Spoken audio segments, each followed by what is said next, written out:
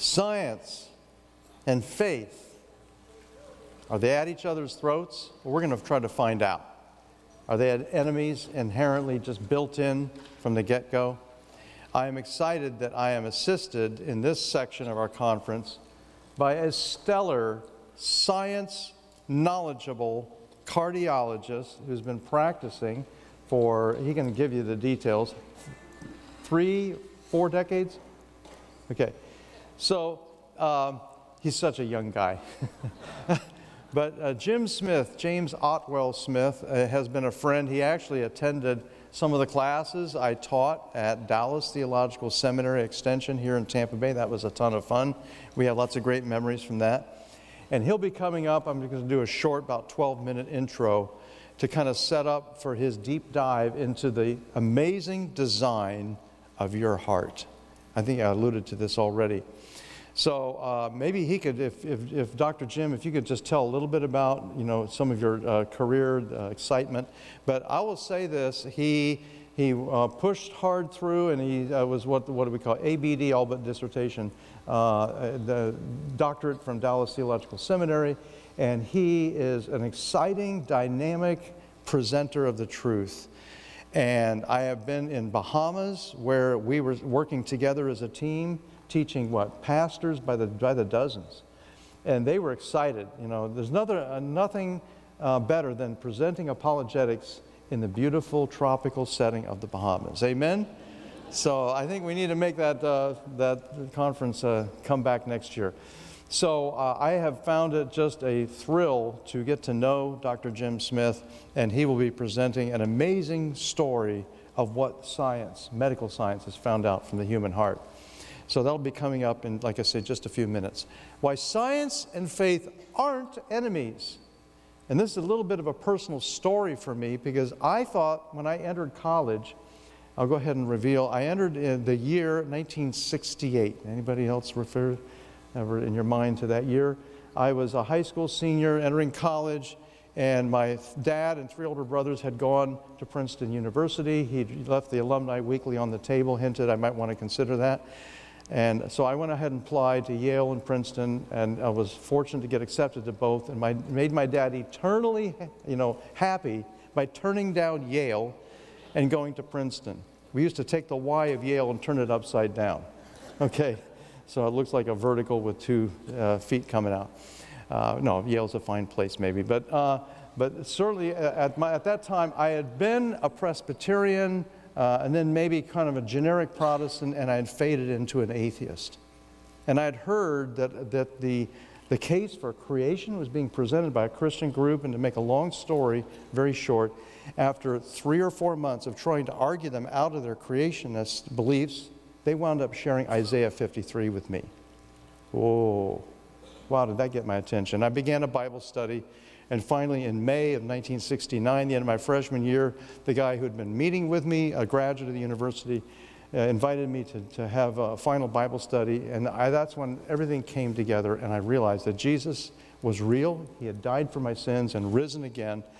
And I said, after he said, do you want to go ahead and accept Christ now? He said, you can do it now or you can do it later. I said, I might as well get it over with now. That's literally, I think, very close to what I said. I know I'm going to do it sooner or later. And then as I walked down the street toward the main campus, this was my first prayer, like 10 minutes after my acceptance prayer. Dear God, I pray I don't have to get involved with this Princeton Evangelical Fellowship, because they're all a bunch of creationists, Lord, and you know I'm an evolutionary Darwinist. I can imagine God saying, permission denied. And within a day or two, that whole fog of confusion arose, kind of lifted off my shoulders and my thinking, and I met with them, and there was a spectacular group of believers. And then just about 3 months later, standing in the back of a local Bible church, I heard the case for creation and against Darwin from a discussion of fossil evidence. Sitting, as it were, standing in the back of a church looking at a brochure. And that 5-minute conversation flipped me, and I've never looked back. I think the evidence for creation is beyond overwhelming, and we're going to talk about that. I'm going to try to bring in a couple of these issues, like the key question, has science replaced God? I think for some people, follow the science is like in place of follow the Word of God or believe God or trust God. Follow the Science is actually a program that we have put together, and the handout that you received, if you want to read that over, and even the back, the FAQ tells how we've been using our DNA model.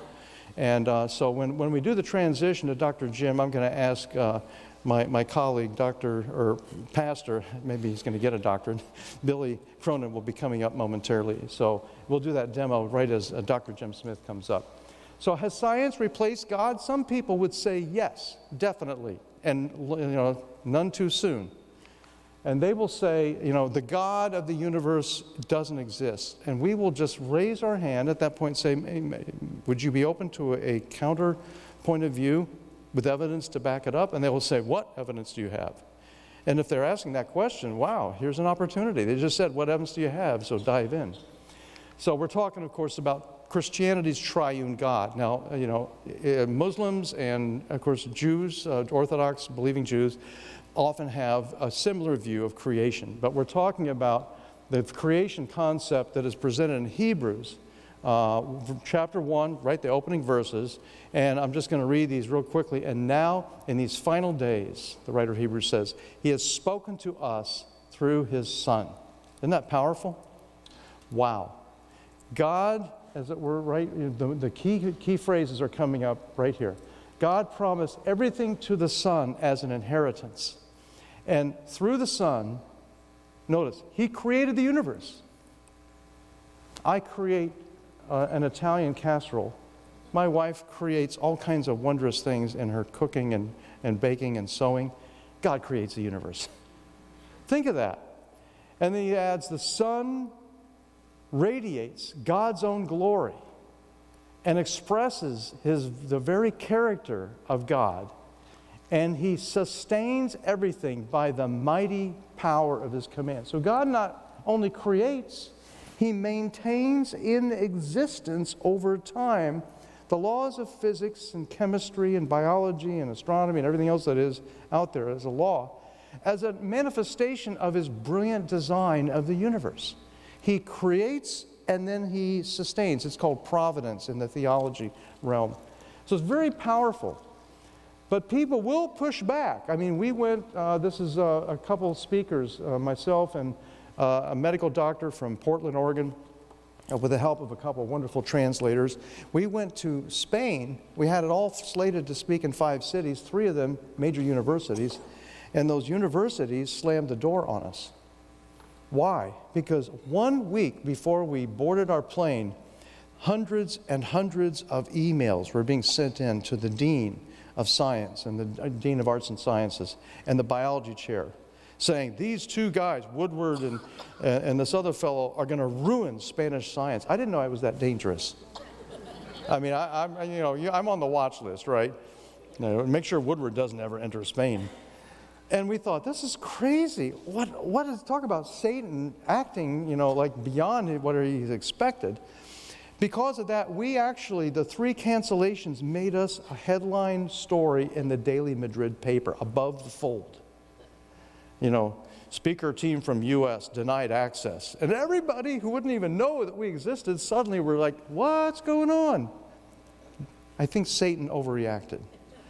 It just backfired, and we actually had 5 camera crews from all major networks covering our open event in Barcelona. Thank you for the free publicity. And one evening program, we were talking about Dr. Behe and irreducible complexity, and when I left that radio interview, we had several of our test staff there, the speakers. I said, so we had a nice group listening. They said, we had to estimate 1.2 million Spanish residents were listening to you just now. Whoa. So there's an example of where the hostility boiled over and kind of backfired. But we can recognize design even in the desert of Chile. Atacama Desert has this 20-foot tall, I haven't gotten down there yet. I hope to speak in Chile and Argentina in August. But they have this tall hand, 20-foot tall sculpture. Now, if I told you that sculpture was blown together by the wind last night out of a large sand dune, what would you say? I don't have enough faith to believe that crazy cause-effect story. It doesn't make sense. We recognize design by the pixels, 3-dimensional in this way. But we recognize design if it matches a known pattern. And if there's enough information there. I mean, if it was like one fingernail, yeah, maybe. But a whole hand down to the minutest detail, we instantly recognize design. So design in the universe is a fact. Question, is it from intelligence or unintelligence? And even a Yale computer science has wakened up. He's the guy that I'm told created the internet, David Galerenter. And just a few years ago, he wrote a major article called Giving Up Darwin, Yale University professor. And the key was Stephen Meyer's book, Darwin's Doubt. It's a really good book on the fossil record. So he actually says this comment. Galerenter says, few open-minded people, notice, few open-minded people will finish it, that is Meyer's book, with their faith in Darwin intact. You see what God is doing? This is a huge God creation reality moment bursting forth in every nook and cranny of the world. I went to Sao Paulo, Brazil this past summer, and it was like an exuberant party for 3 days. They were hearing the top speakers on intelligent design and even dancing and singing. I mean, it's a bit advanced beyond what I've ever seen before. And so God is at work. He says this is a landmark book. So let's just notice in the fact 4, I think the last fact is where Jim will come up, okay? And this will take a short time. And if you want to take a note, this would be the first of 4 notes. Jeremiah 33:25. Okay? Jeremiah 33:25 makes an amazing statement. So I'm trying to show that God and science fit together. Nature's stability, that is the regularity of the laws of nature. Nature's stability is a picture of God. He says this is Jeremiah. But this is what the Lord says, I would no more reject my people than I would change my laws that govern night and day, earth and sky. Did you hear what God just said? I would no more change my promise to my people, my commitment to my people, than I would change the laws that govern night and day, earth and sky. So what is he saying? The laws of physics that you're discovering are like a solid rock. They are a picture of who? Of God. They're a picture of whose promises and whose covenants and whose commitments? God's. Aren't you glad that the laws of physics are great and they're stable? That this law of gravity doesn't suddenly dive to 1/1000th and then we start floating off the earth? They'd have to use the backup plan, Velcro, to keep us, from floating. That's weird. But fact number 2, key Bible passages sound like a detective chemistry lab report. If you look at the accounts, both in Numbers and also in Exodus, of the manna that began falling from heaven, it gives a careful description, matter of fact, 2 careful descriptions of the appearance of manna, supernatural reality, by the way, this awesome, all the goodies you need for a balanced diet. And the tasted something like honey, even had the melting point. It said it melted if it reacted to the sun. So it wasn't just like, we've heard of this story of the manna. They're doing a very detailed description of manna. It just sounds like one of my chemistry lab reports or one of my science biology reports I would write in high school, but much better. And so we see that there is a sense of fit. It's like 2 jigsaw puzzle pieces that snap together and they're perfectly fit in unity. Thirdly, the Bible uses empirical data all the time. Let me give one example from Luke. Remember Jesus in the upper room when he appeared suddenly? The 2 disciples on the road to Emmaus, they were telling their story, and suddenly there's Jesus. Is that all it says? Jesus appeared? No. Luke dives into the details. Jesus appears and he says, what's to eat? You remember their answer? You got some broiled fish over there, Master, if you'd like some broiled fish. And Luke says he took it and ate it in front of them. Why would Luke say such a thing? Number 1, it happened. He verified by multiple eyewitnesses. Yes, we saw him eat broiled fish. He has probably 2 or 3 disciples, maybe 5 or 8. And he just kept checking and checking. He says that at the opening of both Luke and Acts. I talked to the eyewitnesses. He says, Jesus ate broiled fish, and you can imagine they're staring at him as he's kind of munching and crunching. I don't know if it's crunching sound. But it's very, very significant that Luke, all the way through, Luke and Acts, he goes out of his way to record minute historical detail to show that he's writing factual account of history. And then last of all, which is where we're going to transition to Dr. Jim, evidence for God as designer keeps building into a tsunami. The forces and dynamics of nature, gravity, electromagnetism, strong and weak nuclear force, the expansion of the cosmos even. All of these are fine-tuned. All of these are fine-tuned. Some people say to 60 decimal places. And so as we're transitioning now, if you want to go ahead and bring Dr. Smith's thing up. And so let's welcome Dr. Jim Smith. Thank you so much.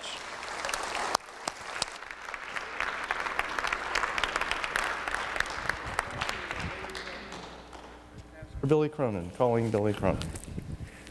Oh, he must have had to take care of the little one. Would you do the DNA model with me? Sure. Okay. Sure. Yeah. Yeah. You want to go lead? Or... Oh, I'm sorry. Go ahead. I can be an impartial observer. Impartial observer, objective observer.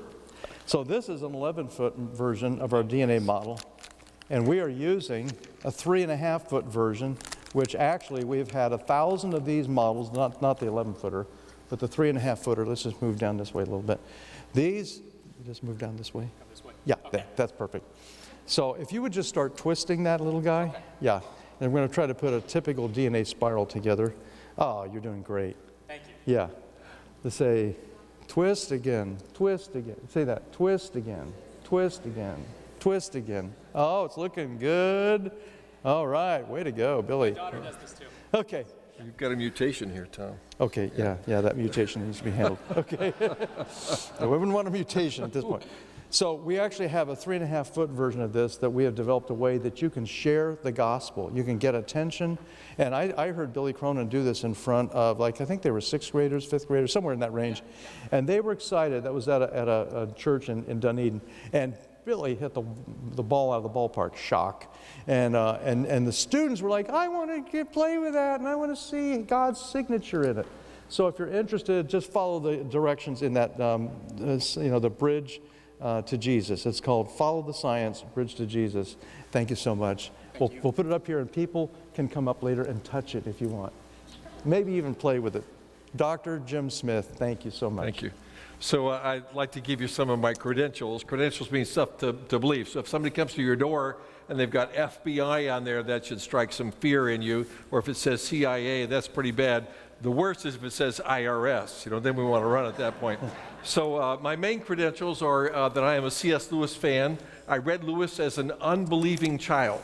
Went to a bookmobile that my mom had set up for our little neighborhood. I grew up in Miami, no air conditioning. This was air conditioned. I got very interested in reading.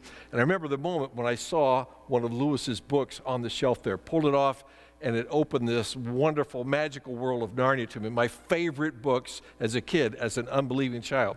They're all about stories that reflect the nature of God and how he deals with us. This lion who's the son of the emperor over the sea, who comes and lives a perfect life and gives his life vicariously for a sinning human who betrayed his brothers and sisters.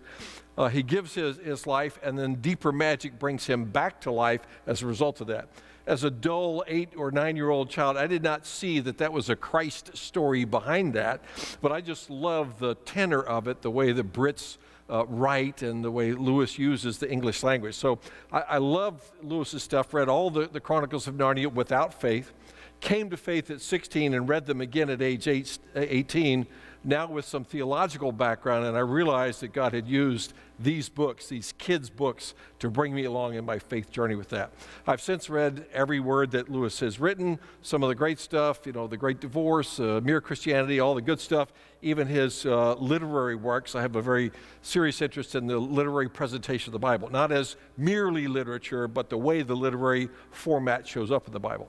So I'm also trained by this man right here, Thomas Woodward at Dallas Seminary, one of the greatest courses I ever took back in 1992. Wonderful time with that and opened so many more vistas of this. But I am, in my regular job, my day job is as a scientist. I've been doing research in interventional cardiology. We're the people that do stents and treat shocks and heart attack and rhythms and jolt people back to life. And that's my regular day. So I had nothing on the schedule today. 3 heart attacks this morning. Did these emergency procedures, gave them medicines, put IVs in them, put left ventricular assist devices in there, studied their coronary arteries, opened up clogged vessels, dissolved clots, dealt with complications, and then put them up in the CCU, stable and ready to go. And that was before noon. Then I had some other things. So I have been trained to think critically. You cannot just walk through and say, well, this is great. I think I'll stick this into the left side of the guy's nostrils and see how it goes. You have to use critical thinking to do this. We talked just a little bit about the difference between science and faith and where they come up. Some people say, well, science is a group of people that ask questions, but they only get the answers that exclude God. The faith people come up, they ask the same questions, but they get God as the answer. Well, that's nice. That's okay. We don't need them to do that because we know where they're going to show up later on with that. What we're asking is, which one is right? So when Carl Sagan said, the cosmos is all there ever was, all that is, and all that ever will be. Now, that's a great statement. And we would say, how do you know that? He doesn't have any more insight than you do into that. He can go out with his telescope and look in the backyard and say, wow, there's a lot of stars out there. It seems like it goes on and on and on. And the answers that show up with God and people in the church and that guy that keeps trying to invite me over there, I don't like that guy, so I'm going to take the God stuff. Well, that's not science. You haven't proven anything. You've just played out your underlying philosophy. And as we look at this, we look at the nature of science. There's nothing about a microscope that says a pastor can't look into a microscope and conclude something. He uses the same critical thinking. He says, wow, those things look ugly in those cells. Are they deadly or not? Well, scientists answer that more. They deal more with that. They don't deal as much with faith. But what we're asking is, what is the real answer and how do we get to it? Things like the scientific method, they work great. It's a good answer. Let's presume that drug A works better than drug B with this. And so we set it up and we take all the emotion, all the bias out of it, and we find out, yeah, look at there, drug A works better than drug B. That will become our new standard. That's fair science. But you can't figure out the big questions with that. Like, for instance, where did this universe come from? I think we would all agree we are here in a universe. It's not a hallucination. There are days we wish that it was, but it's not a hallucination. It's out there. It seems to be the same thing that everybody looks at, that it has a very long distance out to the end of it, and what's beyond that is infinity. We don't understand infinity. We can say the word. We understand what it means. We can look at Webster's for the definition, but we're finite beings. We really can't understand infinity. We have an idea of time, but God exists outside of time, has a better view of it. In fact, it seems to us that the older we get, the more rapid times move. Well, is that real or not? How would you tell? How could you tell that? There's no way to test that in science. So one of the things that science does, it has certain laws. The law of repeatability, for instance. Your 2-year-old grandchild, perhaps, sits in the high chair and every day does the law of repeatability. He's asking a philosophical question. You put Cheerios in the bowl. He takes the bowl, turns it over the side of his high chair, and sees if gravity is still present. And if he does that 1,000,000 times, the law of repeatability says, well, time number 1,000,000 plus 1 likely going to go down to the ground. And that same burning sensation on the backside will be repeated, just like the last several times it was turned upside down after the explanation was there. So when we look at the universe, we can't put it into a test tube. It was created once or came into being once. It's not repeatable. So we look at it, we make some inference with that, and we say, well, it looks pretty ordered, it looks pretty powerful, it looks pretty vast, it looks as if it was designed. It doesn't look like a bunch of chaos, particularly when you come to Earth and you see things that are here on the Earth. So we start looking at that information as a forensic scientist. The way they do this, see a dead body, a knife, and an ex-wife with a life insurance policy smiling. They don't take her back and say, put the knife in your hand and stick him again. Let's repeat that. He's already dead. They have to infer that with a different type of science. We do the same thing in the heart cath lab. So how did this stuff get in there? Well, your cholesterol is 2 million. You haven't exercised in 40 years for all this. You smoke too much. You're not treating your diabetes. Maybe something went wrong in that process. But we don't know which cigarette did it. We don't know. Because there's somebody out there who smokes like a chimney and didn't get this disease. So we have to make some of these same inferences. To do experimental science is a great thing. If you take, an acid and a base, you're going to come up with some sort of a salt and a water almost every time. There's a few exceptions. In fact, we know what the exceptions are these days. Gravity, we figured out through the law of repeatability. But we come to these big questions, and I would suggest that there's about 4 of them that we should address. Number one, how did this universe get here? And we come to a draw, because we would say, well, obviously God made the universe. The scientists would say, no, the universe made itself. Because we can't repeat it, and because we can't prove it one way or the other with a scientific method, we come to a draw. We say, well, where'd the universe come from? We say God. They say, well, itself. Okay, we can't prove it. We move on to the next thing. When we look then at life coming from non-life, we have a bunch of chemicals, and there are people on the science side of this, the godless science side of this, who would say, well, these chemicals were out there. You say, where'd you get them? How did they get organized? How did they know to assemble together? And that one day, poof, they came together, and suddenly there was a very simple organism with that. But to make life, and I'm going to make my point with this here in a little bit, it takes a lot to get there. And once you've got there, you've got to breathe, you've got to be able to reproduce, you've got to be able to appropriate new energy and sustain. So if life invented itself and it couldn't reproduce, gone in a minute, in a day, in a week. So it has to have all those intricate and absolute minimums in order to survive as life. So life from non-life, never been made. They've had great arguments with this. There was a time when people thought, well, you have a dead animal, and a couple weeks later, flies come out of it. Well, they found out that the flies came from fly eggs that other flies dropped in there, and they went away. They didn't see it. The eggs hatched, and out came the flies. So some smart people made some science with that. They sealed up the dead bodies of these animals, and they showed that life does not come from non-life ever. Ever. We don't even have one. So to presume that it happened with every species, and not just every species, but with all the intricacies of all these species, because they're dependent upon one another. Say you just evolved animal life, and you didn't have plants on Earth. Well, the animals use up all the oxygen, and then they die off. So you have to evolve animals and plants, because the plants use up CO2. If you only had plants, they'd use up all the CO2, and they would then die off. So you have to have both in order for the two to exist. Well, that's a sign of balance. That's not one of the signs that looks that it was just random, that if you wait long enough, somehow it's going to happen.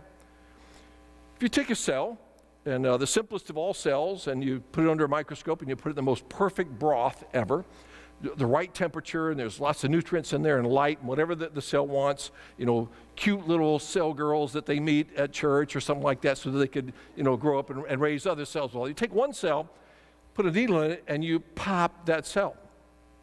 You got all the parts there necessary for life. You cannot, we have never, taken Humpty Dumpty and put him back together again. Even with all the parts that moments before were alive, we cannot make life from almost life. It occurs to me that in medicine, we're not looking for better options. We presume that everything that's in your body, every hormone, every molecule of adrenaline, of insulin, of thyroid hormone, just evolved out of chaos. It just happened, and there it was. One day, we got thyroid. We don't have anything in science that's better than what's in nature. We don't have thyroid plus. We don't have red blood cells plus. You think, get these things and you'll really do well. Well, you won't qualify for the Olympics, they'll kick you out. But this will really develop oxygen better than anything else. We don't have it. The best is all in nature, supposedly by chaos and accidents. And there are some engines of natural selection that may imply that, but I'm going to take you through this with the heart and prove to you that natural selection cannot happen. It has to happen so many times in a constant and interdependent phase. And when you talk about the heart, you've got about 2 minutes to work with. So if you would like, you could go ahead and hold your breath now. By the time I finish this presentation, if you can develop a new body part, well, then we have evidence for evolution. If you can't, and you just kind of blow it out and you gotta get some oxygen back into you, well, you're now evidence that it was in fact designed and dependent upon outside forces. Next, please, on the slides. So we should talk about scientism versus science. So science is simply the pursuit of the truth. And if we did the right experiment and we found God as the answer, would naturalistic scientists believe it? Some people say, oh, anytime you have this argument and have this discussion, if you come up with God, you have to move to the other side of the hall. That's where the theology department is. We don't want you over here because all of our answers come up with no God. Is that good science? See, science can be pig-headed. Let me confess. Scientists all said, Challenger, you're looking good. A few seconds later, Challenger was not looking so good. It exploded in the air. I have slides. I have a slide that I particularly love from 1981. It says the absolute contraindication means you never do this in medicine. Absolute contraindication for a heart attack is to do a heart catheterization. That's something you must not do. Today, if you have a heart attack, that's the best thing that you can do.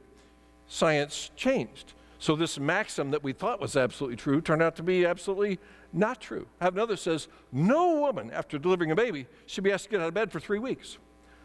Well, if you do that, more of those women die because they make blood clots and they don't get uterine tone back. And so we've learned, you have the baby, you drive up to the drive-up window, you have the baby, you have the placenta, you pay your bill, and you drive on. It's moved like that. It used to be a lot easier in the old days. Well, kind of. But more women survived. And yeah, they hated us because they get up and walk, lady.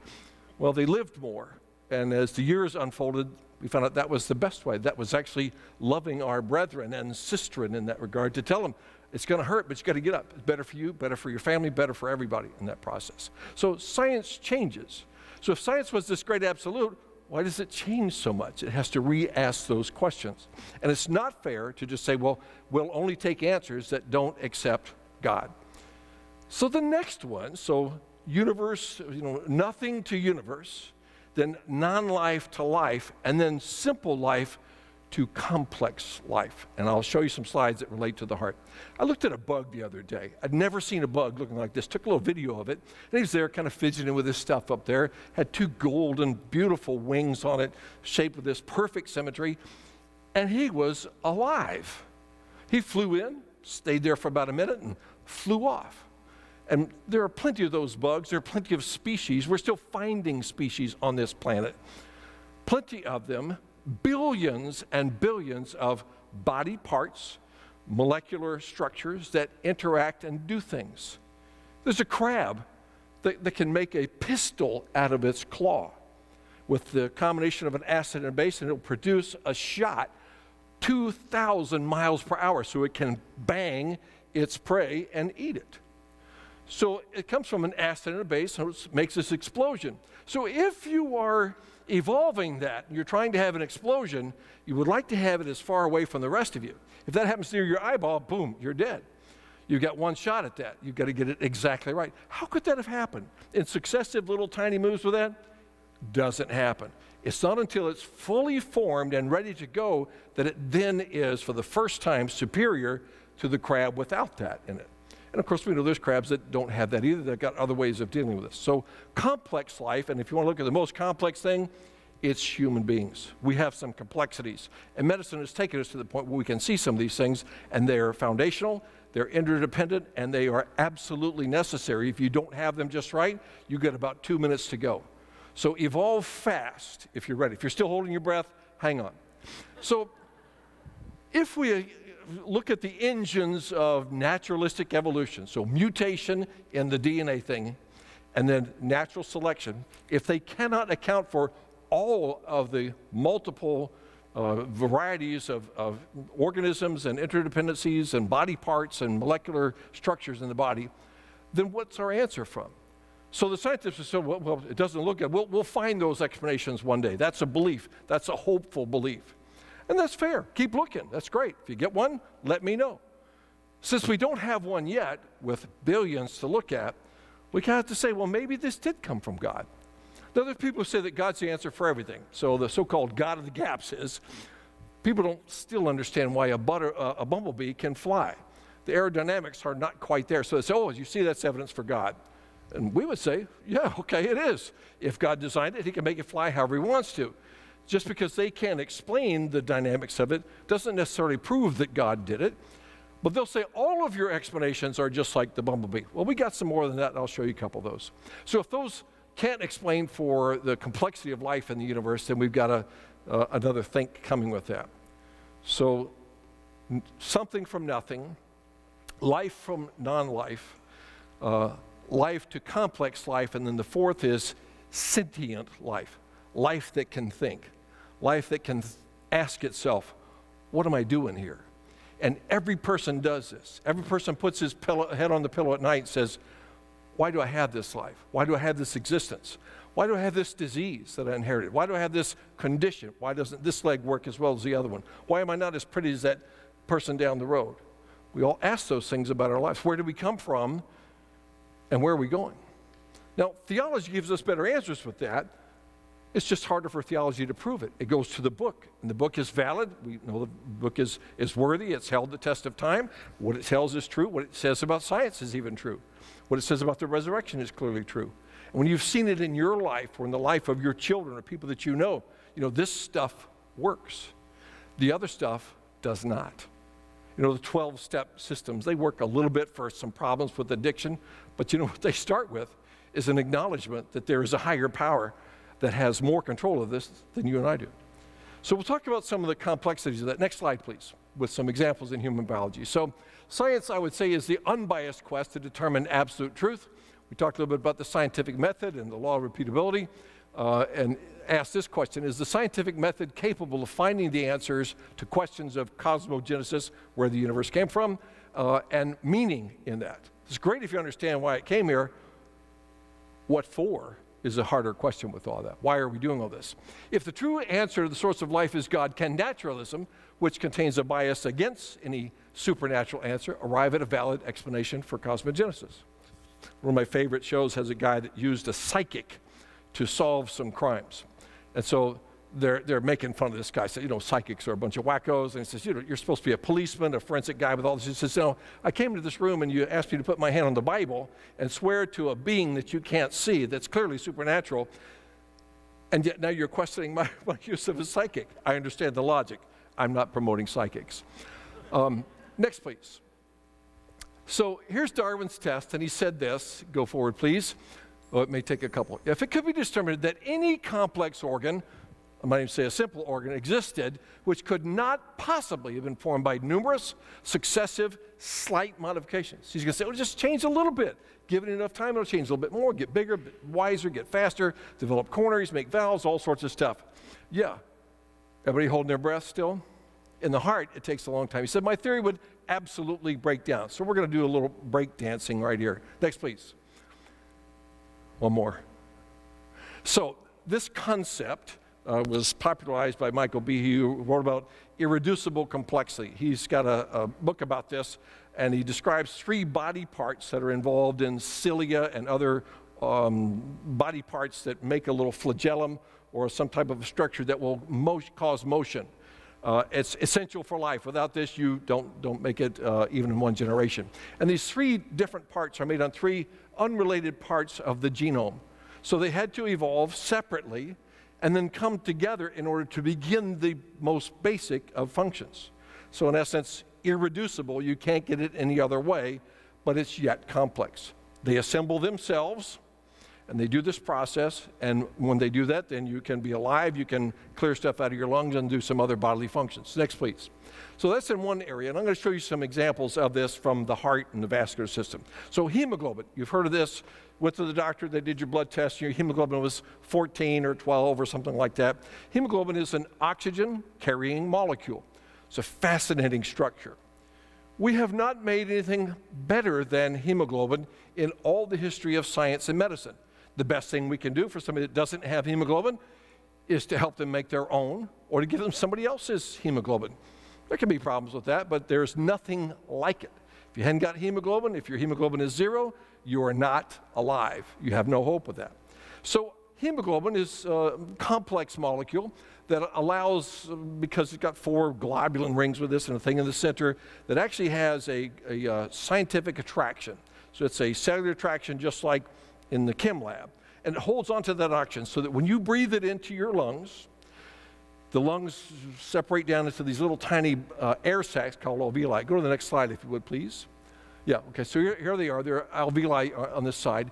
And the body has taken blood vessels down to the tiniest of blood vessels to the tiniest of air sacs so that they're to the point where they're just a few angstroms apart, little tiny measures there.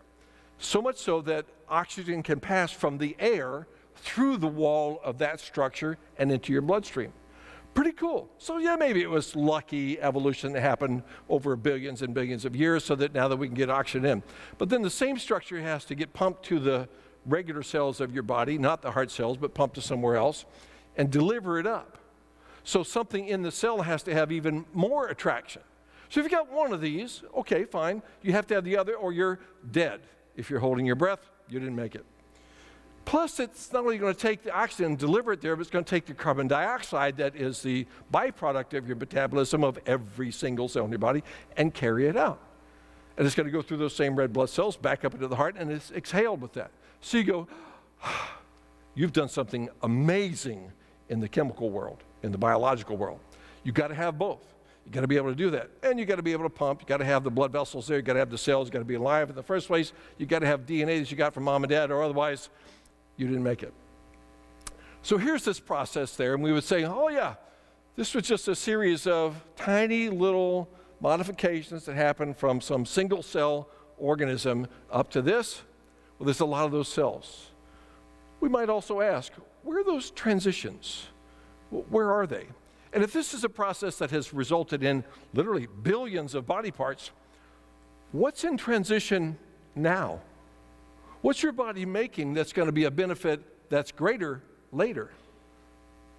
We don't have even a single example.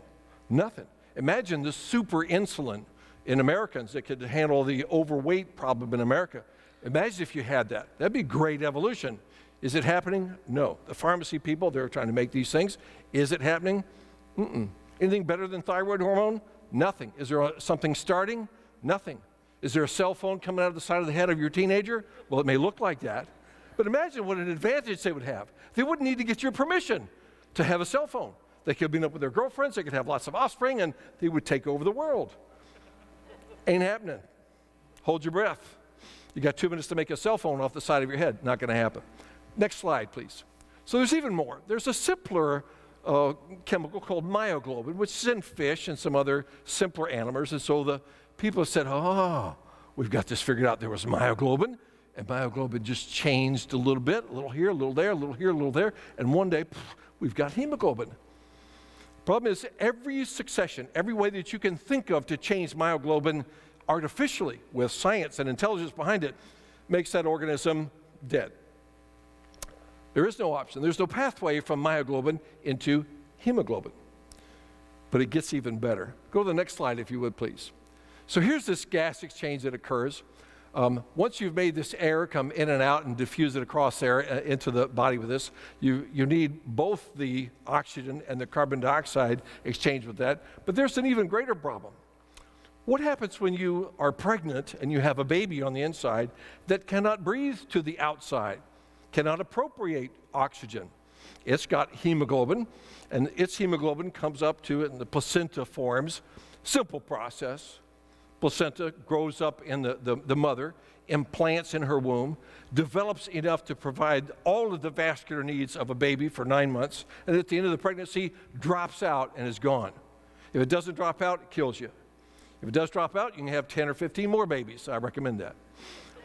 My wife brought me 3, and they're the joy of my life. So if you get the hemoglobin through the placenta from mom to the baby, and they're brought down to this, it's almost as good as a lung. You just don't have any air involved with that. But the baby's got to get oxygen somehow. And they are side by side. Baby hemoglobin wouldn't pull the oxygen off of mom's because they have the same chemical affinity, the attraction there.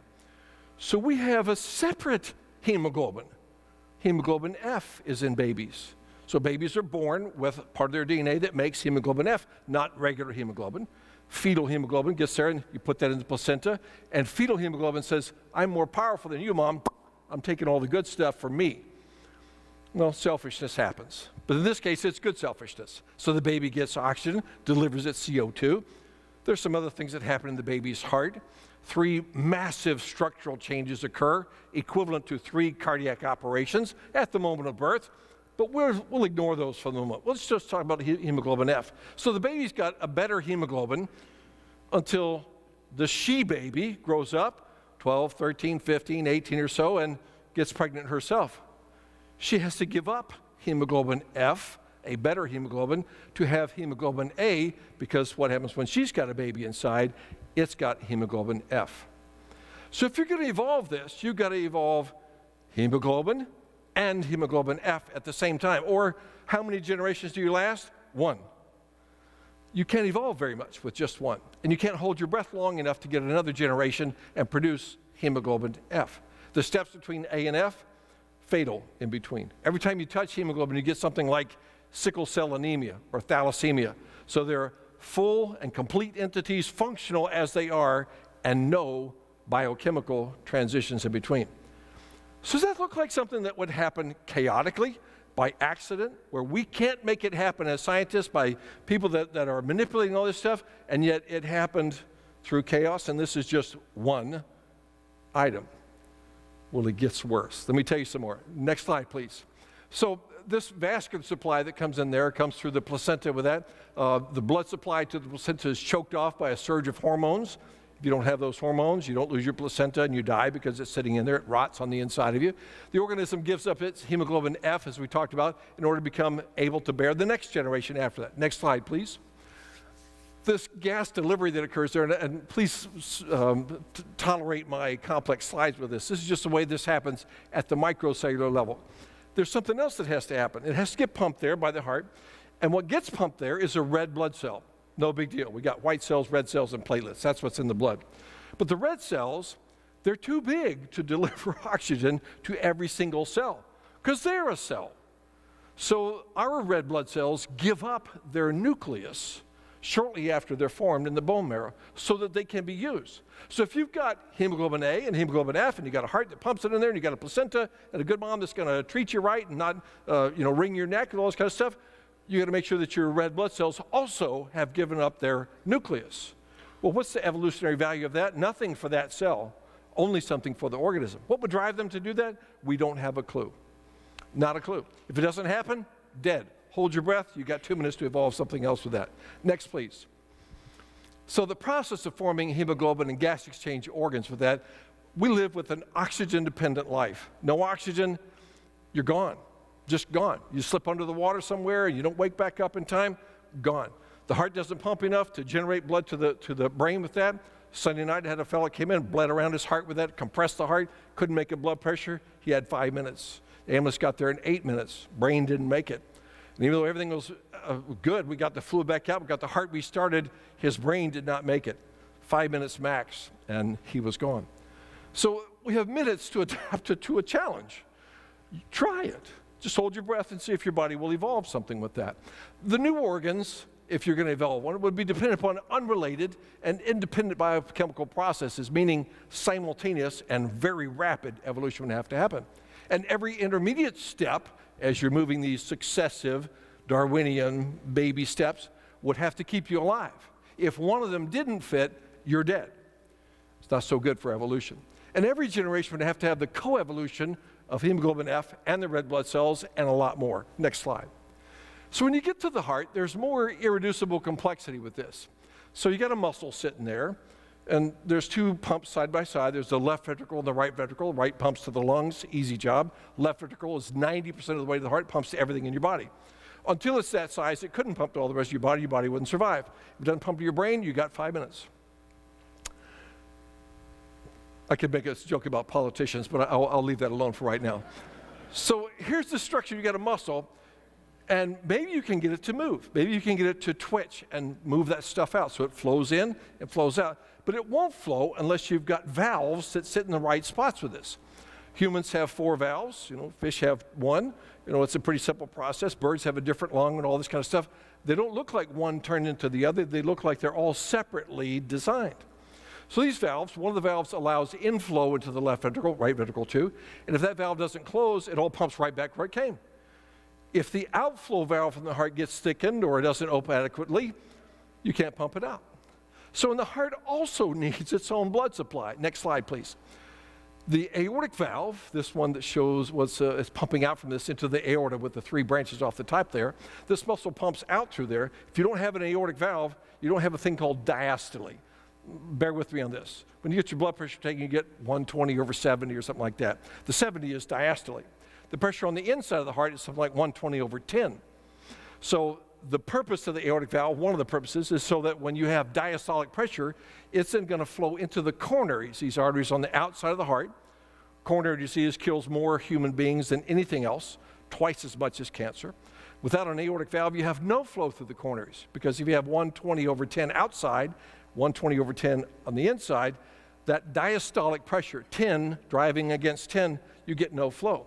But if you put an aortic valve in there and you get 120/70, 70 drives down to 10 and you have coronary flow. Coronary flow keeps your heart alive. It sucks up 5 times as much oxygen through your hemoglobin as your skeletal muscles do.